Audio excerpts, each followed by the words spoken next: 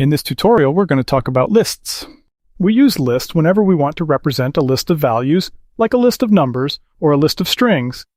So we're going to create a variable called shopping list, and we're going to assign to it the square brackets, which means, hey, here comes a list. So this is, in fact, an empty list, but we can put one or more values inside this list. Let's add some products to our shopping list. So we open quotes here, and we're going to be adding some string values to our list, like apples, broccoli, bread, and milk. These are all different strings, and we separate items in a list using a comma. Now, let's print our list. Take a look. It comes out exactly like how we wrote it. Now, we can also access any element in this list. For example, if we wanted to check what's the first element in this list, we just type a pair of square brackets, and inside we put a number. This is called the index position. The index of the first element in a list is 0. The second element is at index 1, the third is at 2, and so on. So now, when we run this code, we're going to see the first item in our list printed out in the terminal. We can also update any element in the list using its index.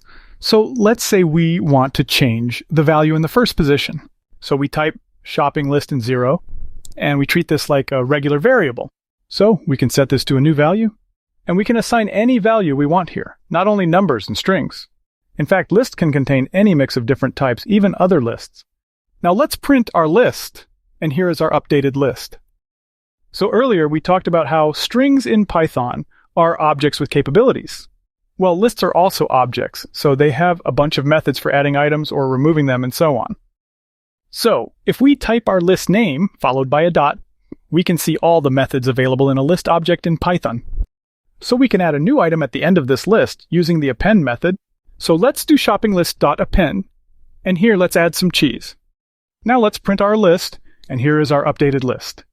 Now what if you want to insert something in the middle or at the beginning of the list? For that, we use the insert method. This expects us to pass the index where we want to insert our value first. So I should pass 0 to insert a value at the beginning of the list. Now the second value can be any type. We can pass a number or a Boolean, a string. We can pass a list or really any type of object in Python. So I'm going to insert some chocolate. And let's run this. And we can see that now the chocolate appears at the beginning of the list. To check if a given value appears in the list or not, we use the in operator. So let's print the result of this expression, bread in shopping list. So here, we are using the in operator to see if bread is in the list. This is a Boolean expression that returns true if the given value appears in the list and false if it's not. So if we run this, we get true because bread is on our list. We also have a method for removing items. So now let's call shoppinglist.remove, and we're going to pass bread here. Let's run the program. And as you can see, bread was removed from the list. Now, sometimes you may need to know exactly how many items are in a list. To do that, we can use the global len function. So let's print len of shopping list. So len is a global function, just like the print function that returns the number of items in a list. Take a look. So we say the length is 4 because there are 4 elements in this list. Now, sometimes you may need to access the last element in a list. So if index 0 represents the first element in this list, -1 represents the last element in the list. -2 represents the second element from the end of the list, -3 the third from the end, and so on. We can also select a slice of the items in the list. For example, let's say we are only interested in the first 3 elements. We can do that using 2 indexes, a start index and an end index. So over here, we type square brackets, and here we need to type 2 indexes, the start index and the end index.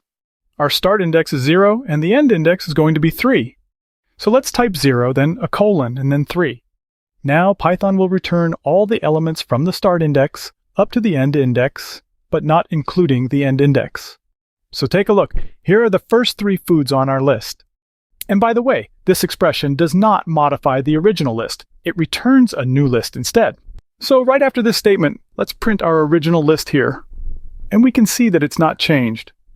Python also has something called a tuple, which is like a list that uses parentheses instead of square brackets. For example, here, we are assigning this tuple to a variable called prices. The main difference between a tuple and a list is that a tuple cannot change once you've created it. For example, if we try to reassign the first value in the tuple to a different value, we get an error message. So why would we use a tuple instead of a list when a list has more capabilities? Well, sometimes it's good to use something that can never be changed. If we make a tuple with 2 elements inside, it will always have those 2 elements. Alright, so now it's time to practice what you learned. So check out the interactive playground link in the description and leave any questions you have in the comments below.